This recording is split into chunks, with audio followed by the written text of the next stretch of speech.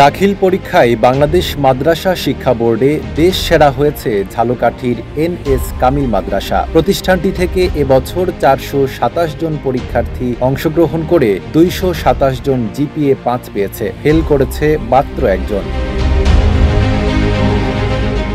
মাদ্রাসার ভারপ্রাপ্ত অধ্যক্ষ মাওলানা গাজী শহীদুল ইসলাম বলেন, বিশিষ্ট ইসলামী চিন্তাবিদ হযরত আজিজুর রহমান কায়েদ প্রতিষ্ঠিত এই মাদ্রাসায় এবার পাশের হার ৯৯.৭৭% এবং জিপিএ ৫ প্রাপ্তির হার প্রায় ৫৪%। অন্যদিকে ঢাকার দারুন নাজাত আলিয়া মাদ্রাসায় পাশের হার ছিল ৯৬% এবং তামিরুল মিল্লাত কামিল মাদ্রাসায় ৯৭%। গড় ফলাফলে ঝালকাঠির এনএস কামিল মাদ্রাসা দেশের সেরা হিসেবে বিবেচিত হয়েছে।